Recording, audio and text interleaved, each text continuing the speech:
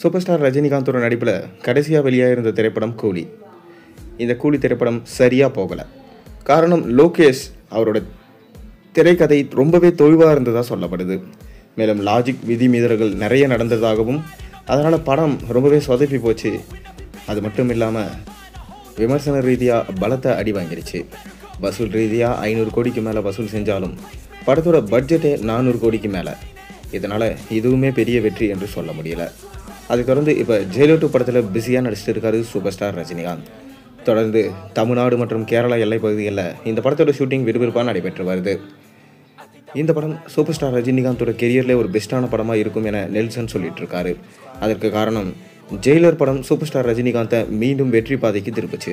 கிட்டத்தட்ட 650 கோடிக்கு மேலே வசூல் சாதனை செஞ்சது ஜெயிலர் முதல் பாகம்.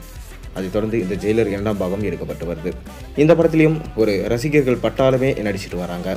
அதாவது மோகன்லால், சிவராஜ்குமார், ஜாக்கி ஷெராப், சுனில், தமன்னா, யோகி பாபு, ரெடின் கின்ஸ்லி போன்ற மிக முக்கியமான நடிகர்களும் கூடவே இந்த படத்தில் பாலையா முக்கியமான ரோல்லையும் நடிச்சிட்டு வராரு. எஸ்.ஜே. சூர்யா வில்லனாக நடிக்கிறதா சொல்லப்படுது. ஆனாலும் முதல் பாகத்தில் விநாயகன் அளவுக்கு இந்த படத்தில் வில்லன் ரோல் வெயிட்டாக இருக்குமா, அனிருத் அவருடைய பெஸ்ட் பர்ஃபார்மன்ஸ் அது கொடுப்பாரா ஏன்னா கூலி படத்திலேயே அனிருத்தோட மியூசிக் சரியில்லை என சொல்லப்பட்டது. அதைத் தொடர்ந்து இப்போ இந்த படத்துடைய முதல் சிங்கிள் சாங் குறித்து ஒரு சின்ன அப்டேட் கிடைச்சிருக்கு. ஜெயிலர் முதல் பாகத்தில் இடம்பெற்றிருந்த காவாலா பாட்டு பட்டி தொட்டி எங்கும் பட்டைய கிளப்பி மெகா பிளாக் பஸ்டர் ஹிட்டாச்சு. அந்த பாட்டு தான் இந்த படத்துடைய ரீச்சுக்கே காரணம் என்று சொல்லலாம். அதே போல் இந்த படத்துலையும் ஒரு பாட்டு இருக்காம். ஆனால் இப்போ ஒரு வித்தியாசமான ஒரு முயற்சியை எடுத்திருக்காங்களாம் படக்குழு. அதாவது சூப்பர் ஸ்டார் ரஜினிகாந்த் அவர்களையே பாட வைக்கலாம் அப்படின்னு சொல்லிட்டு பிளான் பண்ணியிருக்காங்களாம். கடைசியாக மன்னன் படத்தில் தான் சூப்பர் ஸ்டார் ரஜினிகாந்த் பாட்டு பாடியிருந்தார். அதைத் தொடர்ந்து அவர் எந்த படத்துலேயும் பாடல் பாடலை. அதே போல் இப்போ அந்த மேஜிக்கை திருப்பி நடத்த போகிறாங்களாம்.